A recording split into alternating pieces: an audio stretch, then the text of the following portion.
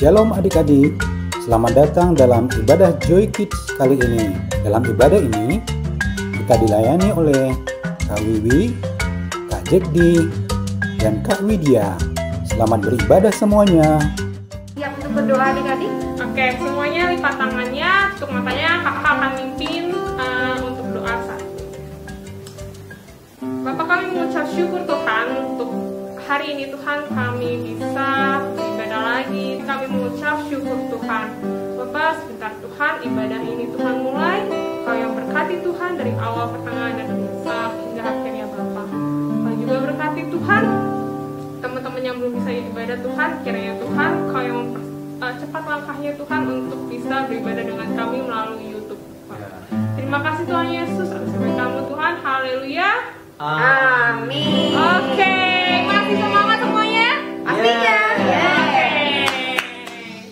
Yuk kita mau nyanyi lagu dalam nama Tuhan Yesus. Dalam nama Yesus, dalam nama Yesus ada kemenangan. Dalam nama Yesus, dalam nama Yesus iblis dikalahkan. Dalam nama Tuhan Yesus siapa dapat melawan? Dalam nama Tuhan Yesus ada kemenangan. Dalam nama Yesus, dalam nama Yesus ada kemenangan. Dalam nama Yesus, dalam nama Yesus iblis dikalahkan. Dalam nama Tuhan Yesus siapa dapat melawan?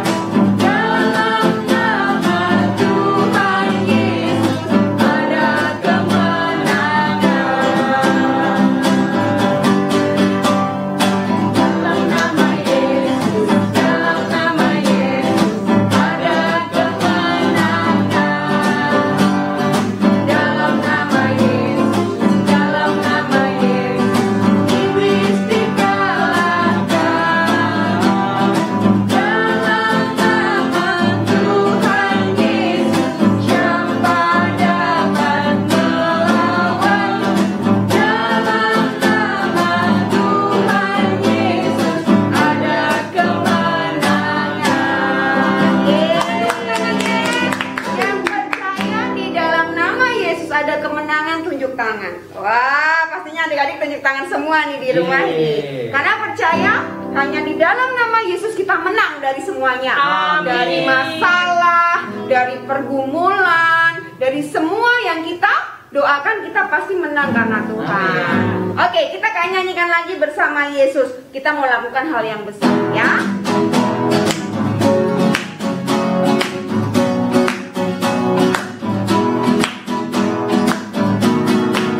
Bersama Yesus lakukan perkara besar. Bersama Yesus tidak ada yang sukar. Bersama Yesus ada jalan keluar untuk masalahmu, untuk masalahmu, untuk masalah kita semua.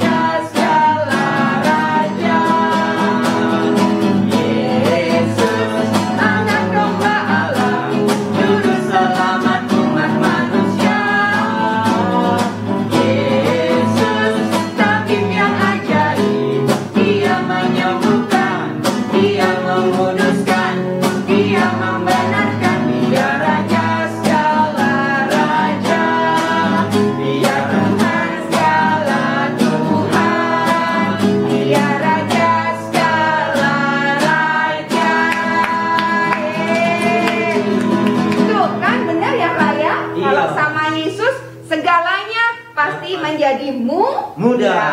Oke. Sudah siap dengan firman? Kita mau berdoa dulu sebelum mendengarkan firman. Kita angkat pujian dulu ya sebelum doa ya. Kekuatan di hidupku.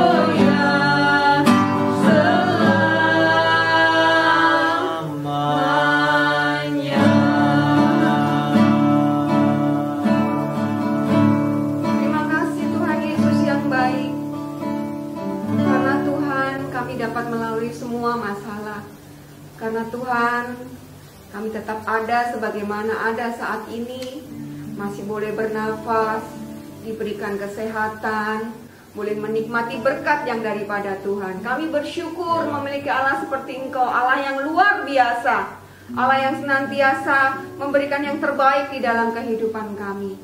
Tuhan Yesus, kalau sebentar kami boleh mendengar firman-Mu, kami mau siapkan hati kami mau siapkan pikiran kami mau siapkan seluruh tubuh kami, jiwa dan roh kami, untuk boleh menerima firman yang boleh disampaikan. Berkati hamba-Mu, Kakak Jengdi yang menyampaikan Tuhan, biar segala sesuatu yang daripada-Mu Tuhan yang disampaikan bisa menjadi teladan, bisa menjadi contoh di dalam kehidupan kami, sehingga hidup kami Tuhan menjadi berkat bagi orang-orang di sekeliling kami. Kami siap mendengar firman Tuhan di dalam nama Tuhan Yesus. Haleluya. Amin.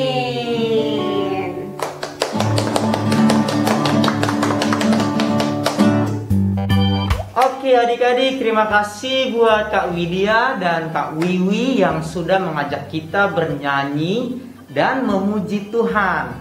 Nah adik-adik, Kak Jeki mau bertanya nih, ada nggak di antara adik-adik yang mulai dari masa COVID itu berdoanya begini, Tuhan, lalukanlah COVID ini dari antara kami pengen hidup bebas.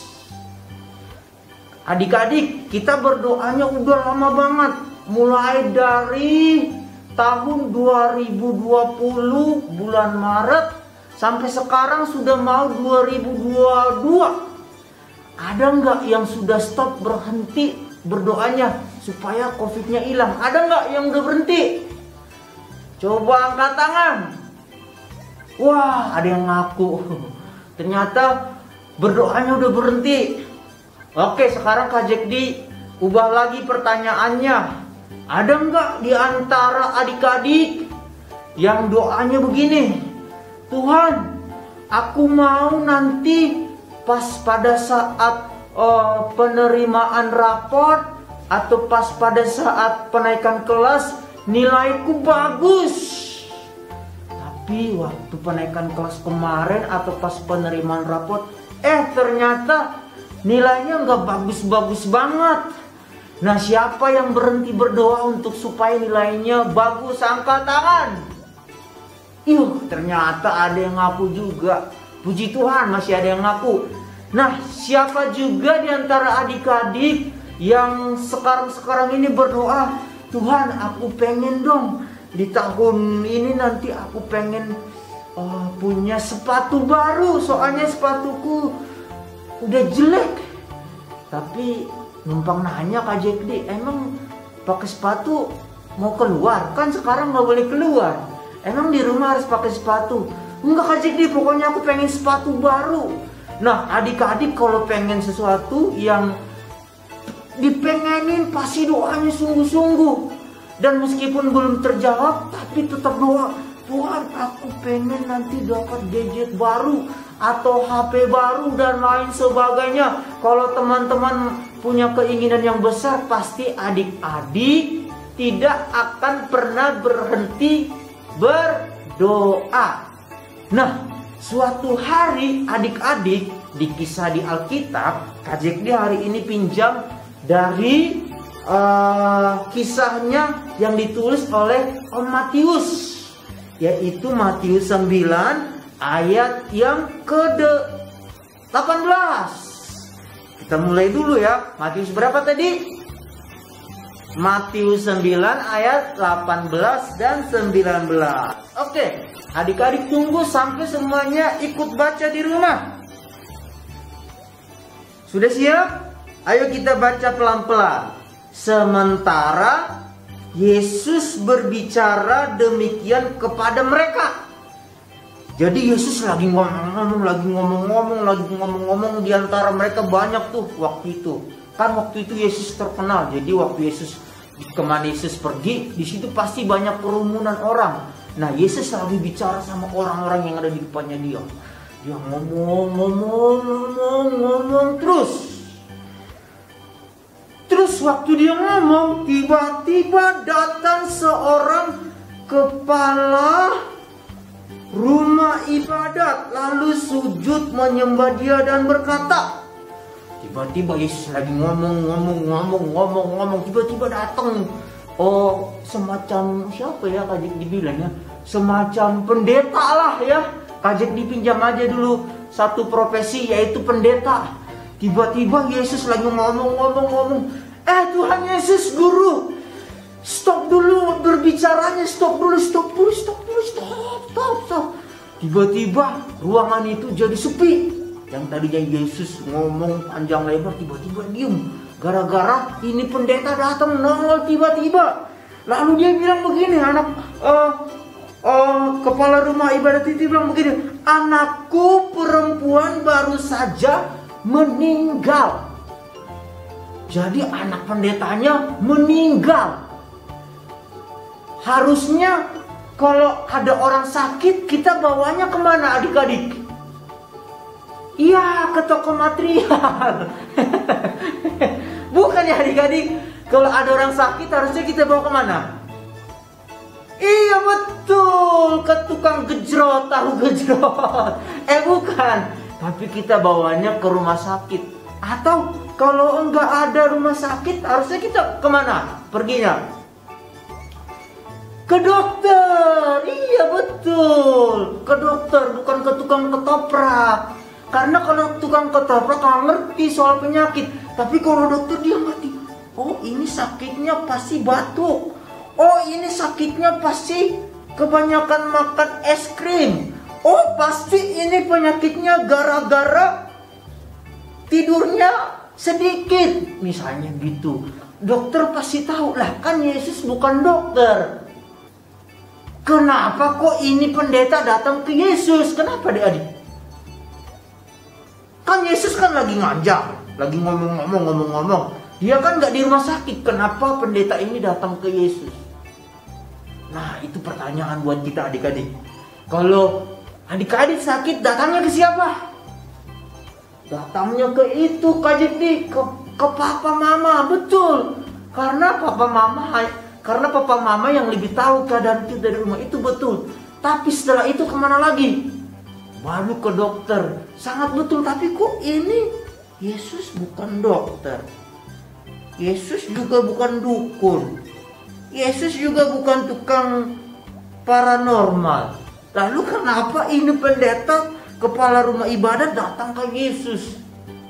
Wah, berarti si pendeta ini atau si kepala rumah ibadat ini percaya kalau Tuhan Yesus bisa menyembuhkan, bisa membuat orang yang sakit menjadi pulih. Loh, Kak Jeti, tapi kan di sini dibilang anakku perempuan baru saja meninggal. Berarti bukan cuma sakit, ini udah meninggal. Kalau meninggal harusnya dibawanya kemana adik-adik? Iya betul, harusnya dibawanya ke tukang kubur. Kenapa bawanya ke Tuhan Yesus? Emang Tuhan Yesus tukang kubur? Oh, Tuhan Yesus, stop dulu bicaranya. Tolong kuburin dong anak saya, udah meninggal barusan. Ternyata Yesus bukan tukang kubur juga. Lalu kenapa ini kepala rumah ibadat datang ke Tuhan Yesus? Lalu selanjutnya dibilang apa? Tetapi datanglah dan letakkanlah tanganmu ke atasnya, maka ia akan hidup. Jadi ternyata pendeta ini atau kepala rumah ibadat ini percaya meskipun anaknya sudah meninggal barusan beberapa menit yang lalu atau beberapa jam yang lalu, dia percaya waktu Tuhan Yesus taruh tangannya di atas kepala anaknya, pasti anaknya tadi yang udah meninggal jadi hidup kembali. Nah, makanya tadi Kak Jen ditanya, siapa di sini yang udah berhenti berdoa untuk sesuatu? Kalau kepala rumah ibadat ini nggak berhenti, dia tetap percaya meskipun anaknya udah meninggal belum dikubur, karena dia percaya Yesus waktu taruh tangannya di atas kepala anaknya, pasti anaknya jadi hidup kembali. Siapa yang percaya bahwa doanya sebetulnya dijawab sama Tuhan atau didengar sama Tuhan? Tolong angkat tangan. Angkat tangan. Yeah, ternyata ada yang angkat tangan. Berarti adik-adik yang ada di rumah dengan kepala rumah ibadat sama, masih percaya bahwa Yesus sanggup menyembuhkan, sanggup juga menghidupkan yang mati, sanggup juga menjawab doa adik-adik yang ada di rumah. Tuhan, tolong dong supaya nanti pada saat kami tahun depan kami mau rumah baru. Wah, amin. Apalagi doanya, Tuhan, kami pengen dong sekeluarga nanti kalau udah kalau udah bisa jalan-jalan, kami pengen liburan bersama-sama ke puncak. Amin, percaya. Oh Tuhan, kami pengen dong nanti setelah corona selesai, kami pengen jalan-jalan ke Bali. Amin, harus tetap berdoa karena Tuhan Yesus mendengar dan juga sanggup menjawab doa setiap kita. Sama seperti siapa? Kepala rumah ibadat. Terus tiba-tiba Yesus gimana tuh jawabnya kepada kepala rumah ibadat itu? Kita lanjutin ya adik-adik ya. Ayat yang ke-19. Lalu Yesus pun bangunlah dan mengikuti orang itu bersama-sama dengan murid-muridnya. Kemana mereka pergi? Ya mengikuti kepala rumah ibadat itu. Kalau rumahnya jauh, ya berarti mereka jalan kaki. Kalau mereka rumahnya di luar kota, ya berarti mereka harus jalannya lebih lama lagi. Loh, nanti mayatnya jadi busuk, jadi bau segala macam. Enggak. Karena di sana itu mereka dibungkus di kain kafan begitu. Jadi pasti anak ini masih belum kena udara, belum kena yang lain, jadi masih terbungkus begitu. Nah, adik-adik yang ada di rumah, dimanapun adik-adik berada hari ini, percayalah bahwa Tuhan Yesus, meskipun kita belum melihat jawaban doa kita, sebetulnya Tuhan Yesus akan jawab. Cuman kita harus bersabar untuk menanti jawabannya Tuhan. Oh, kenapa ya? Harusnya Yesus ini tolongnya sebelum anak ini meninggal. Kan supaya orang yang ada di sekitarnya nggak nangis-nangis, nggak sedih-sedih. Kenapa Yesusnya nggak tolongnya pas sebelum meninggal aja? Nah itu adik-adik permasalahannya. Waktunya kita dengan waktunya Tuhan itu berbeda. Kalau waktunya kita, waktunya adik-adik yang ada di rumah, waktu jam 6, jam 7, jam 8, jam 9, itu waktunya manusia. Tapi kalau buat Tuhan Yesus, buat Tuhan kita yang besar, dia nggak punya waktu. Waktunya dia cuma satu, yaitu kekekalan. Coba sebutkan sama-sama, kekal. 1, 2, 3. Iya adik-adik, jadi waktunya Tuhan itu ya kekal. Nah, arti kata kekal itu tuh maksudnya nggak ada hari Senin, nggak ada hari Selasa, nggak ada hari Jumat, Minggu dan lain sebagainya. Karena Tuhan tuh punya waktu cuma satu, yaitu kekal. Kekal itu artinya nggak ada awalnya, nggak ada akhirnya. Dia tuh dari awal, dia juga yang dari akhir. Itu waktunya Tuhan. Nah, percayalah adik-adik, pertolongan Tuhan tidak pernah terlambat. Meskipun anaknya kepala rumah ibadat ini yang namanya Yairus, meskipun sudah meninggal atau mati, tapi sebetulnya buat Tuhan itu nggak meninggal, nggak mati. Karena apa? Dia tahu bahwa Yesuslah yang sanggup mengubah segala sesuatu. Kalau waktunya belum mati, ya belum bakal mati. Kalau waktunya masih hidup, ya terus aja hidup. Nah, termasuk anaknya Om Yairus ini, kepala rumah ibadat ini, sebetulnya belum mati. Tapi bagi waktu manusia, oh ini udah mati. Apa-apaan? Ini udah mati kok. Jadi ngapain kamu datang ke Yesus lagi? Udah nggak usah, kita tinggal kubur aja. Enggak, buat Tuhan Yesus, dia berkuasa, belum mati. Dan akhirnya mereka datang ke rumah Om Yairus dan Yesus menumpangkan tangan atas anak itu dan dia sembuh. Dan akhirnya kemuliaan hanya untuk Tuhan, tepuk tangan hanya untuk Tuhan. Yesus hebat. Nah, adik-adik yang ada di rumah, jangan berhenti. Jangan berhenti berdoa, jangan berhenti berusaha. Karena apa? Buat Tuhan, dia tidak pernah terlambat. Waktunya nggak kecepatan dan juga nggak telat-telat. beda sama Kak Jekdi. Diajak Kak Jekdi syutingnya lama ya, telat Kak Jekdi. Nah itu karena Kak Jekdi manusia, tapi kalau Tuhan nggak mungkin, karena Dia Allah yang sangat memegang janjinya. Nah adik-adik yang ada di rumah, tolong ya, jangan berhenti, jangan stop untuk berdoa, karena Tuhan Yesus pasti menolong adik-adik.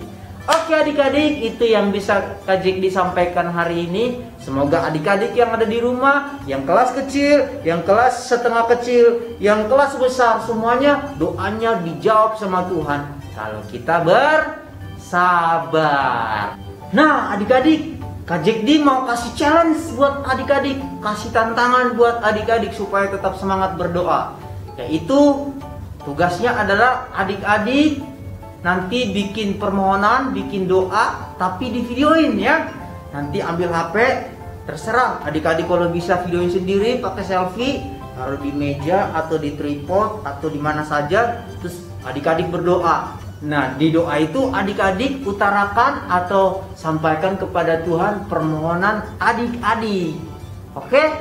Supaya selain Tuhan yang mendengar, kakak-kakak Joykid juga nanti akan mendengar. Oke? Siapa yang berani berdoa berarti doanya semakin dijawab oleh Tuhan. Karena orang yang meminta yang akan menerima. Karena orang yang mengetuk pasti akan dibuka. Nah adik-adik, jangan malu ya untuk membuatkan doa ini dan di videoin. Lalu nanti adik-adik bisa edit sendiri atau suruh kakak atau bisa suruh papa mama, nanti diedit terus langsung diposting. Diposting di mana Kak? Di IG kalian masing-masing. Kalau nggak ada ya pinjam IG siapa kek, atau kakak atau mama. Lalu jangan lupa waktu diposting tag Instagram Joykid ya, supaya kakak-kakak bisa melihat. Nah kalau misalnya nggak punya, Kak aku nggak punya Instagram, papa mamaku nggak punya, kakakku juga nggak punya. Oke, berarti kirim videonya ke nomor yang ini, oke? Oke, jangan malu ya. Nah adik-adik, kita mau berdoa. Tuhan Yesus, terima kasih Bapa, hari ini kami belajar dari Om Yairus. Meskipun anaknya sudah meninggal, tapi dia percaya, dia tetap bersabar, dia tetap tunggu sampai Tuhan Yesus datang ke rumahnya, dan dia sudah berusaha untuk menjemput Yesus terlebih dahulu untuk datang ke rumahnya, lalu menumpangkan tangan atas anaknya sendiri dan anaknya sembuh atau anaknya hidup. Kami juga Tuhan, kami mau supaya kami tidak stop berdoa, tidak berhenti berdoa, karena ternyata Engkau Allah yang menjawab doa setiap kami yang sungguh-sungguh berharap kepada Engkau. Berkati adik-adik yang ada di rumah, teman-teman Joykid, mereka yang mendoakan sesuatu, tolong jawab doa mereka supaya mereka semangat terus dan tetap percaya kepada Engkau. Dalam nama Tuhan Yesus, haleluya, amin. Sampai jumpa minggu depan di ibadah online. Oke, sampai jumpa, bye-bye. Adik-adik, untuk minggu ini ada PR kan dari Kak Susi tentang mengajak teman-temannya untuk membaca STS. Nah, video yang terpilih siapa saja ya? Ada Alea Kazanucci. Shalom teman-teman Joykid, jangan lupa ya untuk saat teduh kita harus sering saat teduh agar kita melakukan apa yang diperintahkan Tuhan kepada kita, sebab firman Tuhan itu perintah bagi kita dan yang memberkati kita, seperti yang tertulis di Mazmur 119 ayat 105. Firman-Mu itu pelita bagi kakiku dan terang bagi jalanku. Jangan lupa ya teman-teman Joykid untuk selalu saat teduh. Tuhan, terima kasih. Tuhan Yesus memberkati. Ada Claudia Maya Sianturi. Teman-teman, ayo kita baca STS yang sudah ditulis kakak pembina supaya kita bisa semakin mengerti dan semakin mendekat kepada Tuhan. Terima kasih, Tuhan Yesus memberkati. Ada Michelle Putri Winar. Aku membaca STS Dek. Kita baca STS yuk. Iya. STS-nya diambil dari Mika 1 ayat 1. Mbak baca ya. Firman Tuhan yang datang kepada Mika, orang Moreshet pada zaman Yotam, Ahaz dan Hizkia, raja-raja Yehuda, yakni berkenan dengan yang dilihatnya tentang Samaria dan Yerusalem. Mbak, itu apa Mbak? STS nih. Apa itu STS? STS itu saat teduh sepekan Mbak. Oh, yang ngasih siapa? Kakak-kakak Jaikid. Oh gitu. Nah, STS itu isinya tentang apa sih Mbak? STS itu isinya tentang orang-orang yang baik. Habis itu orang-orang yang taat sama Tuhan. Oh gitu. Jadi ceritanya cerita yang baik-baik ya? Iya Mbak. Oh, lalu dengan membaca STS kita bisa apain Mbak? Kita bisa belajar mengasihi. Oh, bisa belajar mengasihi? Iya. Lalu belajar apa lagi? Kita kalau sakit bisa minta disembuhkan sama Tuhan. Oh gitu. Lalu bisa apa lagi? Kita bisa belajar berdoa. Berdoa. Oh gitu. Wah, berarti STS itu luar biasa ya. Bagus banget ya. Iya. Wah, ya sudah. Berarti kalau gitu Mbak Misa sama Dedek Leon lanjutin lagi baca STS-nya ya. Oke. Kalian jadi anak yang baik, takut Tuhan, diberkati Tuhan ya. Oke Mbak. Terima kasih sama kakak-kakak Joykid juga. Terima kasih kakak-kakak Joykid. Iya. Jadi anak-anak Joykid jadi anak-anak yang cerdas. Ya udah, lanjutin lagi baca STS-nya. Di sini deh, ayo. Nah, teman-teman, ini Michelle Putri Winar sama Milion Putra Winar mau lanjutin lagi baca STS-nya ya. Teman-teman juga yang rajin baca STS-nya yang sudah dikirimkan oleh kakak-kakak Joykid. Wah, iya, Lian udah potong rambut. Sukacita ya, diberkati Tuhan. Iya, bye-bye. Ada Rahel. Saya Rahel, jangan lupa ya membaca firman Tuhan setiap hari seperti STS hari ini. Habakuk 2 ayat 1. Aku mau berdiri di tempat pengintaianku dan berdiri tegak di menara. Aku mau meninjau dan menantikan apa yang akan difirmankannya kepadaku. Aduanku.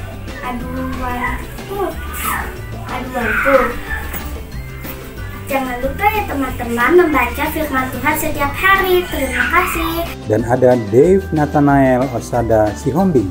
Halo semua, renungan untuk hari ini diambil dari Amos 5 ayat yang ke-15. Firman itu demikian, bencilah yang jahat dan cintailah yang baik, dan tegaklah keadilan di pintu gerbang. Mungkin Tuhan Allah semesta alam akan mengasihani sisa-sisa keturunan Yusuf. Dan semua ada ceritanya untuk Amos ini.